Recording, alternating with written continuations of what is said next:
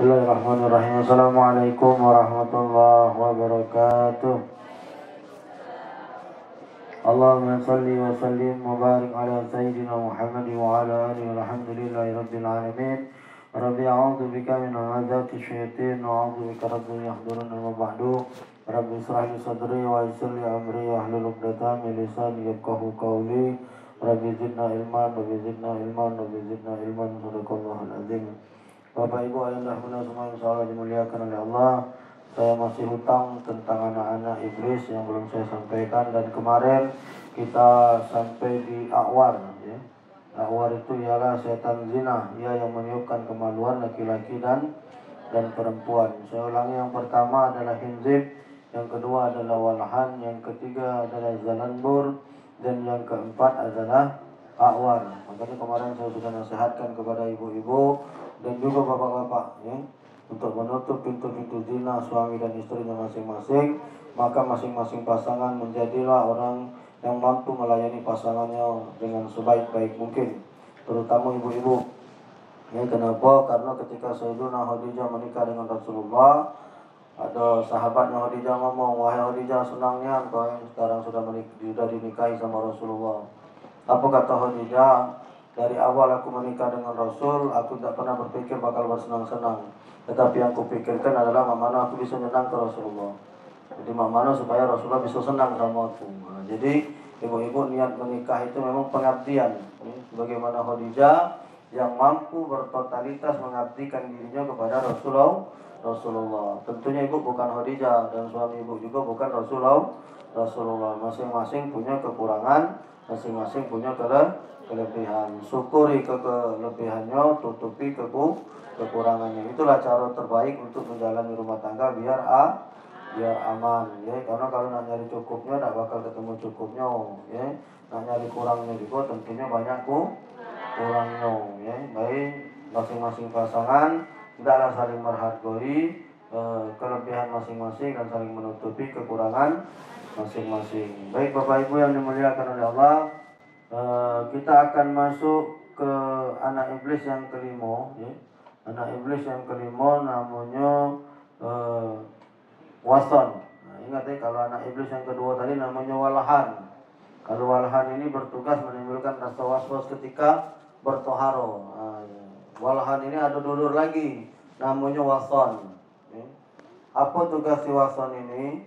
Si wason adalah setan tidur yang memberatkan kepala dan kelopak mata hingga kita tidak bangun untuk mengerjakan sholat dan sebagainya. Sedangkan dia membangunkan orang untuk melakukan perbuatan buruk seperti zina dan sebagainya. Jadi gawenya si wason ini dia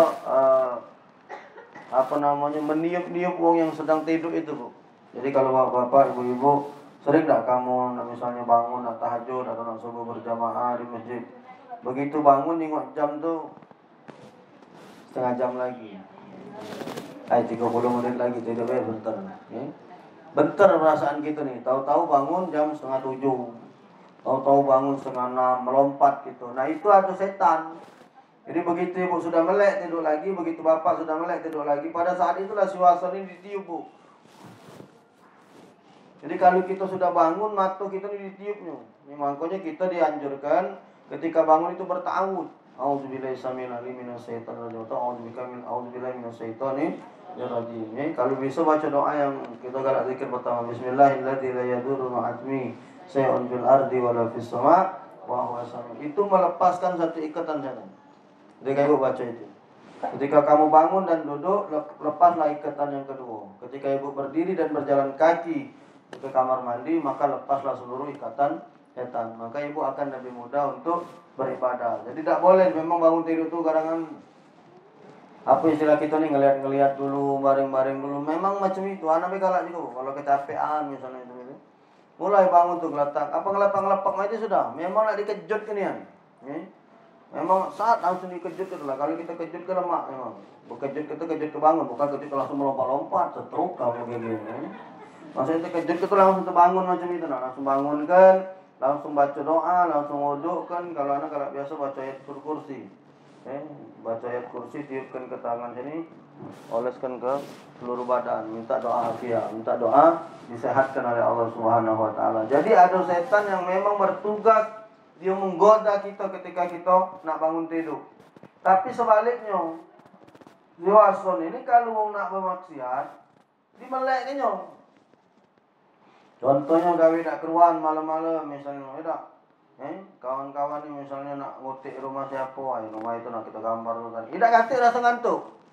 Sama si Waston ini dimelek-melek kan yang atau yang nak berjudi. Ada pernah tak kamu ketemu berjudi dengan tu? Ada kamu berjudi? Pernah tak kamu yang berjudi dengan tu? Tidak pernah kan? Itulah bukti bahwa Waston itu ada. Tapi kalau baca Quran ngantuk ada tak? Janganlah kamu berjudi main kartu. Pernah tak kamu matonya melek 24 jam. Ngapo? Memang si Waston ini dimelek kan matonya. Sampai ke pagi, tahan. Kalau untuk gawe dak keruan, perempuan-perempuan malam. Banci-banci yang galak nyogok di PP7. Pernah tak kamu nyogok dia tidur di Selau Batang itu? Kenapa ketawa kamu? Serius aku.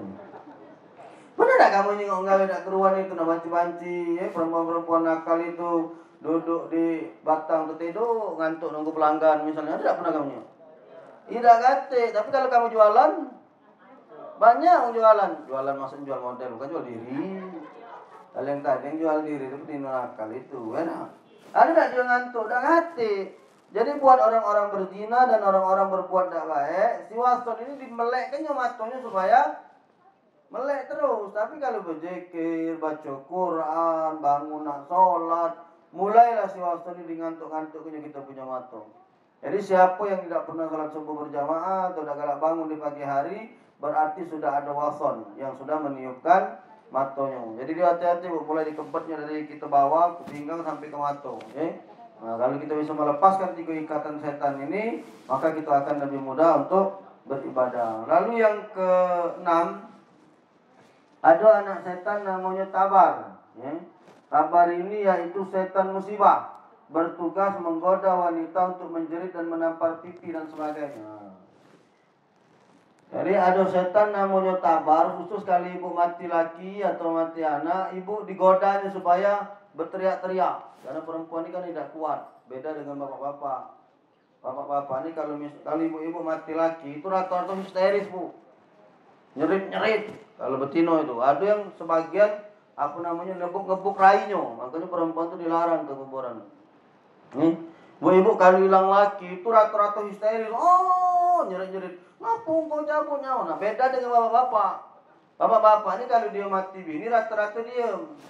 Sudah tuh bini lagi. Ya, kita ibu nak ngomong macam itu daripada kamu ngomong terus ke baik ya. Jadi tidak, bapak-bapak ini bu, dia punya jiwa jauh lebih kuat dibanding ibu-ibu. Makanya ibu-ibu dilarang untuk ke kuburan itu. Kalau laki meninggal, tidak usah nganter. Cukuplah ibu di dalam rumah, ya. Bini aku sudah ngomongkan kalau aku duluan dari kau, tidak usah nganter. Duduk-duduklah di rumah, wong sudah jarak, wong sudah selesai nganter, penjara sudah balik, barulah kalau kau nak datang, bawa banyu, sholawati doakan aku, ya. Tapi kalau aku duluan, kau duluan urusan aku, ngurusinnya, ya. Ya kita kan tidak tahu, bu, namanya ajal ini, ya dah. Ya bisa jadi kan kita duluan, bisa jadi bini duluan, tidak tahu kita ini kan. Tapi kita kan wasiat namanya bu. Kenapa? Karena seorang perempuan itu dia tidak kuat dikubur. Apalagi ibu nyingok laki masuk ke jeruk tanah, ditembut, wow tidak kuat bu. Apalagi punya laki tak model aku nih belakang ini. Jatuh juga bu. Ada bunda tadi. Waduh, jebil tak jadinya. Ya. Nyerit-nyerit. Oh, itu yang salah satunya. Nah, siapa yang masuk goda ini? Si Tabar ini. Nah, tugas Tabar inilah yang kemudian membisik-bisikkan di telinga ibu supaya ibu berjerit-jerit dan nampar-nampar pipi, mengeluarkan kalimat-kalimat penyesalan. Ngapu ya Allah, ngapu. Nah, itulah tugas si Tabar ini. Makanya ibu ketika datangnya kematian, diam itu jauh lebih baik. Ya. Diam lebih baik, kemudian ingatlah seluruh sepanjang nyawa yang Allah titipkan dengan suami kita atau dengan anak kita, lalu kemudian hiburlah diri kamu. Kamu wabasiris sabirin alladzina idza asabathum musibah qalu inna lillahi wa inna ilaihi raji'un. Kabarkan berita gembira kepada mereka-mereka yang sabar. Siapa mereka itu kata Allah? Alladzina idza asabatuhum musibah qalu inna lillahi wa inna ilaihi rajiun. Orang yang sabar itu apabila ditimpahkan musibah, maka dia mengucapkan ini datangnya dari Allah, pun bakal kembali kepada Allah. Maka ibu sudah menutup satu pintu setan yang namanya tabar untuk menggoda ibu, ya. Jadi ibu ketika kehilangan suami tercinta misalnya, sudahlah mantap-mantap lah di rumah. Biarlah urusan orang lain. Toh maaf bu, di kuburan itu ibu tidak ada kepentingan. Nak angkat katil, tidak. Nak masuk jeruk kubur, tidak. Nak mimpin doa, tidak. Nak mimpin talqin, tidak. Ngapo ibu, mantap-mantap lah di rumah, ya. Apalagi maaf, ibu meninggal dunia misalnya suami ibu dalam kondisi umur yang masih muda. Ustadz Uje kan, bininya kan masih 30-an. Ustadz Topik misalnya kan, masih muda-muda kan lo itu bu, bininya meninggal. Terbayang gak ibu kira-kira? Kondisi laki kamu meninggal, kamu masih muda misalnya. Datang ke kuburan, ibu nangis-nangis. Ibu nangis, yang bapak-bapak melok ngantri pasti ngawasi. Nah ini bini dia. Ini bagus juga ya. Mulai dicatatnya tanggal masa idahnya ini. Nah ini habisnya tanggal sekian, mulai dilamar uang kamu begini. Malah timbul kemudian datang maksiat. Maka ibu jauh di rumah itu lebih baik. Doakan suamimu. Ketika uang sudah kalau ngantar jenazah baru ibu datang. Yang kedua biar tidak nyesel nian kalau laki itu mati. Lagi hidupnya urus ibu. Lagi hidup ini mengabdilah dengan pengabdian terbaik kepada suaminya. Maka ketika dia tiada, ibu tidak nyesel. Artinya ibu sudah memberikan satu pelayanan terbaik sebagaimana Sayyidina Khadijah memberikan pelayanan terbaik kepada Rasulullah. Ingat kata Khadijah, dari semenjak aku menikah dengan Rasul, aku tidak pernah berpikir untuk bersenang-senang. Ya, yang kupikirkan, mak mana Rasulullah bisa senang dengan aku. Ini adalah luar biasa. Ya. Kemudian bapak-bapak juga berumah tangga seperti Rasulullah, Pak. Rasulullah itu tak pernah marah dengan istri-istrinya. Ya. Kalaupun ada kalimat sindiran, misalnya seperti makan, apalagi kalau pengantin baru, aku kalau tahu hikmah pernikahan. Ya. Kalau bini namanya bini itu betino sekarang ini maaf ya bu, rata-rata kan mainnya gapat goput kan lo, jangan baca masak mereka nih. Iya kan? Jarang, kecuali kalau cak ibu-ibu ini yakin aku. Yang sini agak ragu aku. Ya, masih muda-muda soalnya sini, ya. Nah, kalau bapak-bapak ketemu misalnya bini kamu kurang tidak bisa masak, yuk harus bersabar pak. Jangan mudah marah. Kenapa? Karena waktu menikah itu kamu tuh berjanji nak bangun rumah tangga, bukan nak bangun rumah makan.